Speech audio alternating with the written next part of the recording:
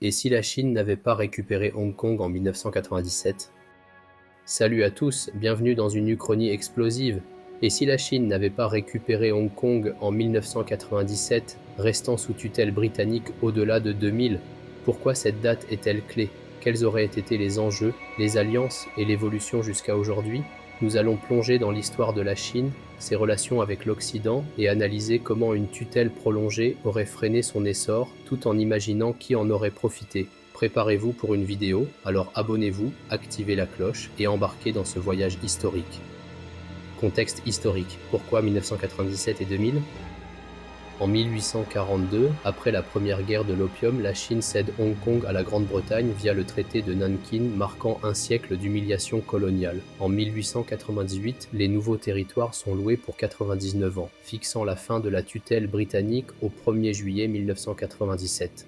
Cette date voit Hong Kong revenir à la Chine sous le principe un pays, deux systèmes, un triomphe pour Pékin. Mais pourquoi 2000? Cette année symbolise la consolidation de la Chine post-rétrocession, avec une croissance économique de 8% et une intégration mondiale croissante juste avant son entrée à l'OMC en 2001.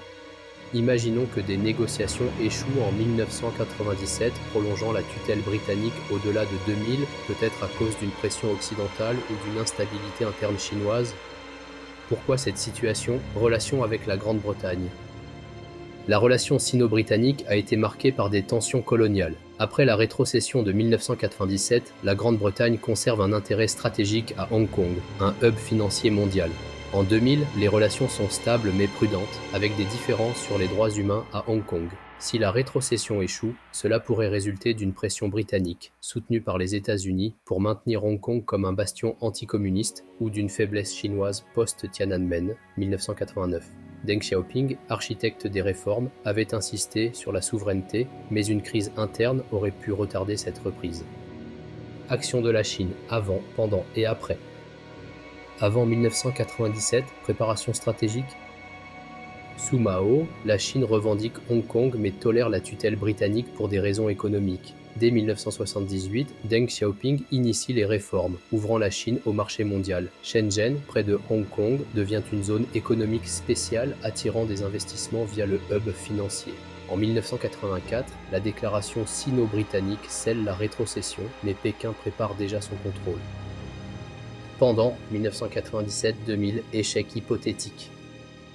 Dans notre uchronie, les négociations échouent en 1997. La Chine, affaiblie par des troubles internes ou une pression occidentale, ne peut imposer sa souveraineté. Jiang Zemin, président en 2000, tente une diplomatie agressive, mais l'URSS disparue et un soutien arabe limité laissent Pékin isolé. Hong Kong reste britannique avec une garnison renforcée. Après 2000, résistance et adaptation. Sans Hong Kong, la Chine stagne économiquement.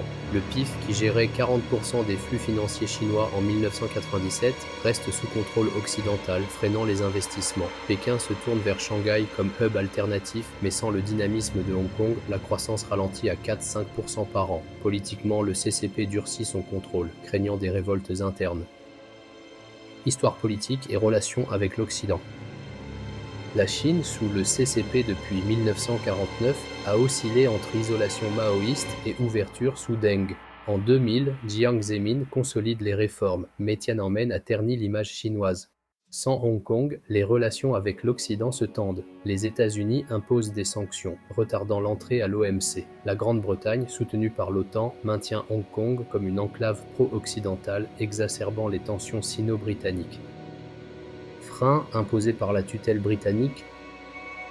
Économie, Hong Kong, représentant 18% du PIB chinois en 1997, reste un moteur occidental privant Pékin de revenus. La croissance stagne, limitant les investissements dans l'industrie et la technologie. Géopolitique, sans Hong Kong, la Chine perd un levier diplomatique, restant marginalisée face à l'OTAN. Social, la jeunesse chinoise, frustrée par l'humiliation coloniale, alimente des mouvements nationalistes, menaçant la stabilité du CCP. Technologie, les restrictions occidentales sur les transferts technologiques ralentissent l'innovation chinoise. États-Unis, en soutenant la tutelle britannique, les USA renforcent leur domination en Asie, utilisant Hong Kong comme base militaire et financière. Leur PIB dépasse les 20 trillions en 2025, contre 10 pour la Chine.